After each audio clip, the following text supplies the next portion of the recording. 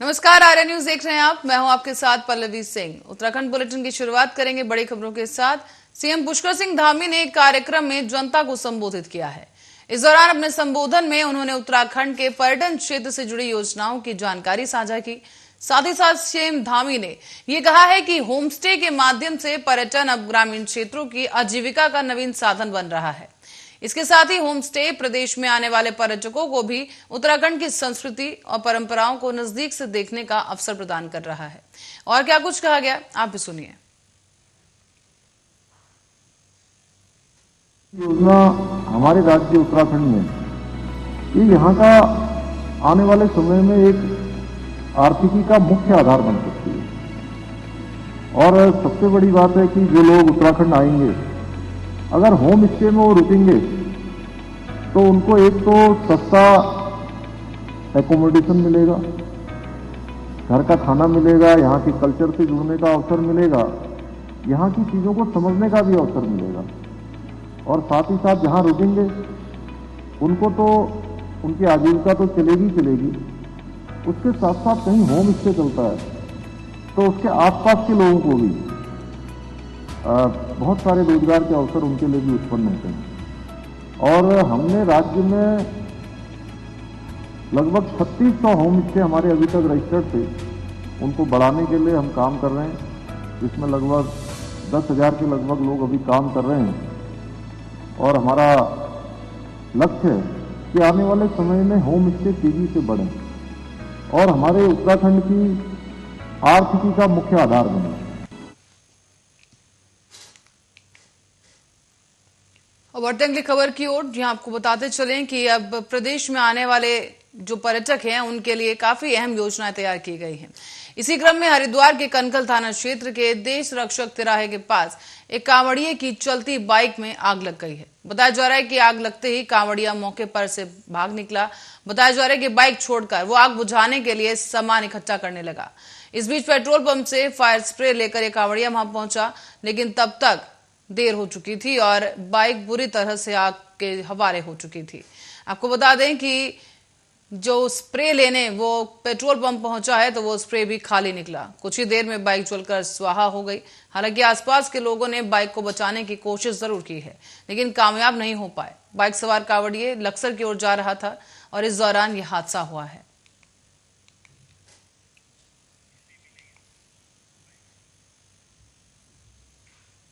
खबर अब सिडकुल से है, जहां थाना क्षेत्र के नवोदय नगर में पुलिस कर्मियों के साथ अभद्रता की गई। आरोप यह है कि दो युवकों ने पुलिस कर्मियों के साथ अभद्रता करते हुए सब इंस्पेक्टर की वर्दी फाड़ डाली है। दरअसल नवोदय नगर की सिद्धार्थ कॉलोनी में एक झगड़े की सूचना मिली थी। इसी सूचना पर पुलिस घटनास्थल पर पहुंची और यहां पर सिपाही नीरज कुमार और प्रदीप कुमार के साथ सब इंस्पेक्टर अर्जुन सिंह भी मौजूद थे। आरोप है कि इसी दौरान दोनों आरोपियों ने नशे की हालत में पुलिसकर्मियों के साथ पहले अभद्रता की, गाली गलौज की गई और फिर पुलिस के साथ मारपीट करना शुरू कर दिया गया।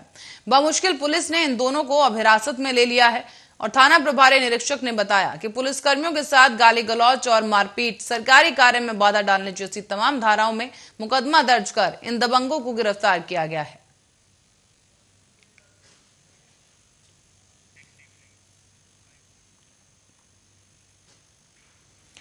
और हरिद्वार के रुड़की विकास प्राधिकरण ने इन दिनों बिना नक्शा पास किए अवैध कॉलोनी धारकों और अवैध निर्माणकर्ताओं और भूमाफियाओं के खिलाफ अभियान छेड़ दिया है। हरिद्वार जिले में जहां पर भी अवैध रूप से कॉलोनियां काटी जा रही हैं, उन पर हरिद्वार और रुड़की विकास प्राधिकरण की तरफ से कार्रवाई की जा रही है। तो वहीं अवैध निर्माण के खिलाफ भी HRDA का शिकंजा कसता जा रहा है।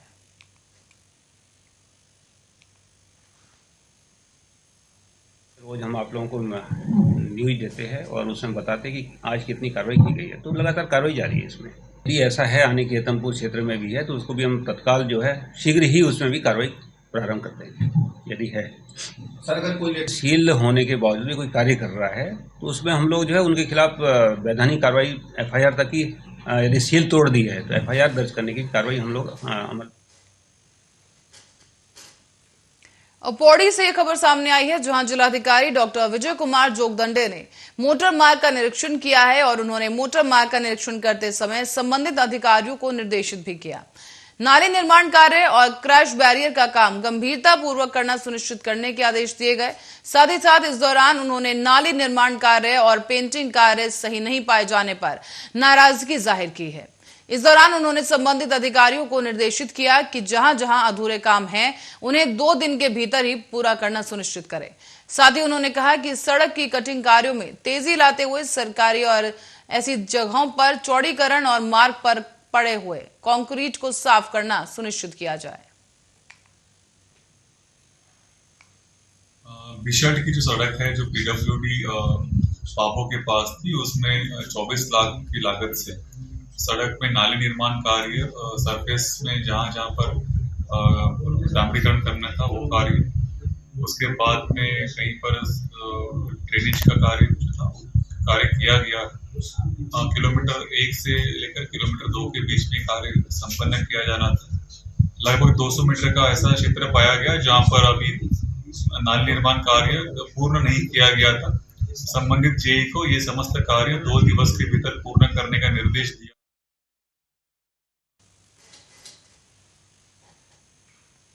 और हरिद्वार में पंचक खत्म होने के बाद डाक कांवड़ ने जोर पकड़ लिया है। बताया जा रहा है कि आधा दर्जन जो हाईवे है वो कांवड़ियों के हवाले कर दिया गया।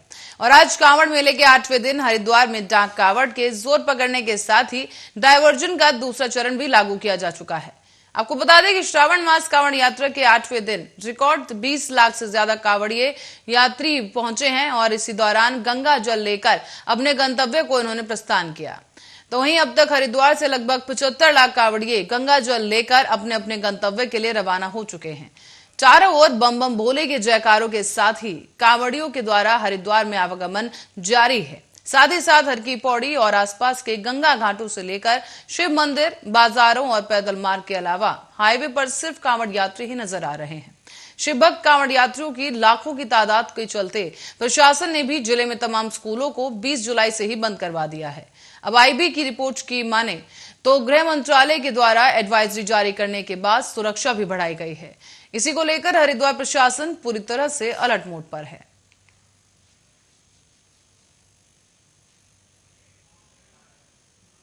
कल तक करीब 75 लाख आ गए और आज शाम तक का फिगर मुझे लगता है कि ये करीब 1.25 या 1.5 करोड़ के आसपास पहुंचेगा।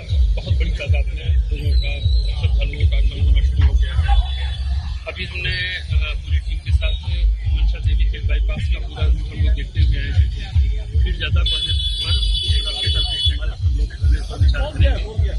अभी मैं इस वक्त चमकादड़ टापू में हूँ, जाकर यहाँ के जो लोग अपनी शॉप्स लगाए हुए हैं, जो कांवड़िया हैं, उनसे जो बातचीत की, उन्हें किसी तरह की कोई दिक्कत हो, परेशानी नहीं, इसके बारे में प्रशासन को अवगत कर रहे हैं।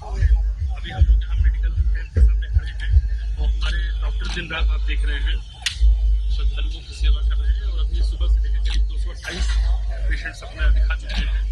इसमें अभी जो 2 पेशेंट थे वो पानीपत हरियाणा के थे। और धर्मनगरी हरिद्वार में आयोजित कांवड़ मेला अपने पूरे शबाब पर है। बड़ी संख्या में कांवड़िए हरिद्वार पहुंचकर मां गंगा में स्नान कर रहे हैं और गंगा में इस वक्त बरसात होने के कारण काफी तेज बहाव है। इसी कारण कांवड़िए तेज बहाव में बह भी रहे हैं। मगर आपको बता दें कि इस दौरान जल पुलिस और 40 वाहिनी पीएससी की टीम इन कांवड़ियों के लिए देवदूत साबित हो रही है। आपको बता दें कि आज जल पुलिस और 40 वाहिनी पीएससी की टीम द्वारा 6 कांवड़ियों को गंगा में डूबने से बचाया गया है। जैसे जैसे कांवड़ मेले में कांवड़ियों की भीड़ बढ़ रही है, गंगा के तेज बहाव में कांवड़ियों के बहने की संख्या में भी इजाफा हो रहा है। हालांकि जल पुलिस और 40 वाहिनी पीएससी की टीम पूरी मुस्तैदी के साथ गंगा घाटों पर कांवड़ियों की जान बचाने का काम कर रही है। लेकिन गौरतलब है कि गंगा के तमाम घाटों पर प्रशासन द्वारा चेतावनी बोर्ड लगाए गए हैं और कांवड़ियों को तेज बहाव में जाने से रोकने के लिए उन्हें जागरूक भी किया जा रहा है। मगर उसके बावजूद भी कांवड़िए इस तरफ कोई ध्यान नहीं दे रहे हैं। गनीमत यही है कि अभी तक कोई बड़ा हादसा नहीं हुआ है, लेकिन प्रशासन की तरफ से लगातार कांवड़ियों से यही अपील की जा रही है कि सावधानी जरूर बरतें।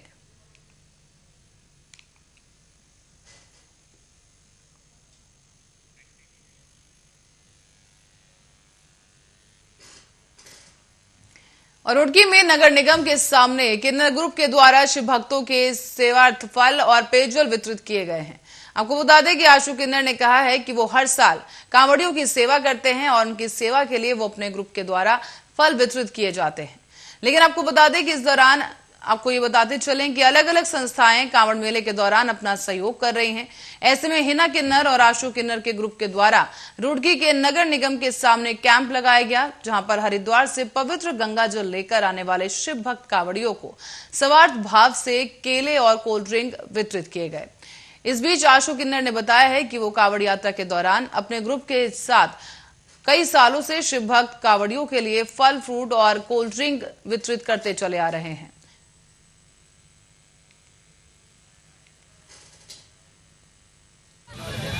आज हमारी तरफ से छोटा सा ही वितरण अपना जल पान का अपना जो शिव भक्त हमारे गंगा जल लेके आ रहे हैं हरिद्वार से और अपने अपने धाम को अपने अपने घर को जा रहे हैं, उनके लिए थोड़ा सा अपना ये जलपान हम कर रहे हैं हमारी तरफ से, किन्नर समाज की तरफ से। और मैं दिल से धन्यवाद करना चाहती हूँ जितने भी शिव भक्त हमारे आ रहे हैं, है ना, उनको हमारे दिल से उनको दुआ है कि वो अपना राजी खुशी अपने घर जाएं, गंगा जल लेके जाएं, राजी खुशी जैसे आए हैं ऐसी राजी खुशी अपने घर। और इस बीच राज्य राजधानी देहरादून में 12 जगहों पर डेंगू का लार्वा मिला है, जिसने प्रशासन की परेशानी बढ़ा दी है। नगर निगम की टीम ने इससे संबंधित लोगों के 500-500 रुपए के चालान भी काटे और लार्वा कहीं गमलों में मिला है तो कहीं गमलों में ठहरे पानी में और कहीं दुकानों के बाहर लगने वाले त्रिपाल में रुके हुए पानी में भी डेंगू का लार्वा मिला है। आपको बता दें कि पिछले 3 दिनों में नगर निगम की टीमों ने 12 जगहों पर डेंगू का लार्वा मिलने की पुष्टि की है। वरिष्ठ नगर स्वास्थ्य अधिकारी डॉक्टर अविनाश खन्ना ने बताया है कि इंस्पेक्टर राजवीर चौहान, मनीष दढ़ियाल और राजेश पवार अपनी टीमों के साथ शहर के अलग अलग हिस्सों में जांच कर रहे हैं। इसी बीच उन्होंने सहस्त्रधारा रोड, इनामुल्ला बिल्डिंग और राजपुर रोड जैसी तमाम जगहों पर चेकिंग की, जहां डॉक्टर खन्ना ने बताया है कि राजवीर चौहान की टीम को 6 जगहों पर डेंगू का लार्वा मिला था।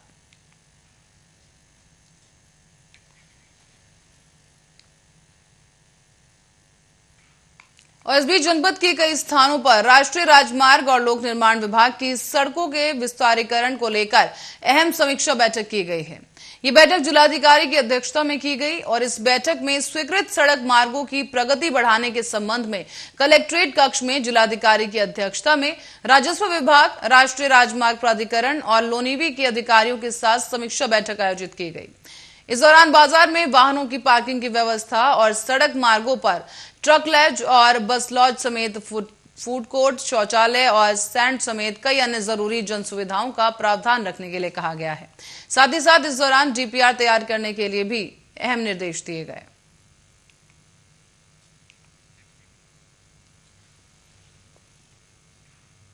अब बात करेंगे उत्तराखंड के मौसम की, तो मौसम विभाग ने उत्तराखंड में अगले 3 दिनों के लिए भारी बारिश की चेतावनी जारी कर दी है।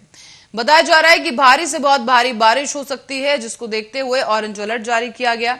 और आपको इस दौरान ये भी बता दें कि 24 जुलाई को कहीं कहीं भारी बारिश का येलो अलर्ट रहेगा। इसके बाद बारिश में कमी आने की संभावना है। मौसम विभाग के मुताबिक गुरुवार, शुक्रवार, शनिवार को उत्तरकाशी, रुद्रप्रयाग, चमोली, बागेश्वर, नैनीताल और पिथौरागढ़ जिले में कहीं कहीं भारी बारिश हो सकती है। इसी के साथ ही ऑरेंज अलर्ट रखा गया है और मौसम विभाग के निदेशक विक्रम सिंह ने बताया कि संवेदनशील इलाकों में हल्के से मध्य भूस्खलन और चट्टान गिरने के कारण कहीं कहीं सड़कों और राजमार्गों में अवरोध कटाव हो सकता है। हालांकि पहाड़ी क्षेत्रों में अतिप्रवाह और निचले इलाकों में जलभराव से मुसीबत भी बढ़ सकती है। मौसम विभाग ने राज्य में पिछले 24 घंटे में कुल 21.1 mm बारिश भी दर्ज की, जो कि सामान्य से करीब 53% अधिक है। मौसम विभाग के अनुसार इनमें बागेश्वर में 47, चमोली में 28.1, पिथौरागढ़ में 42.7 और रुद्रप्रयाग में 28.1 मिमी बारिश दर्ज की गई है। साथ ही साथ इस कड़ी में उधम सिंह नगर की बात करें तो उधम सिंह नगर में 17.4, नैनीताल में 28.1, हरिद्वार में 19.9 मिलीमीटर की जो बारिश है वो दर्ज की गई है।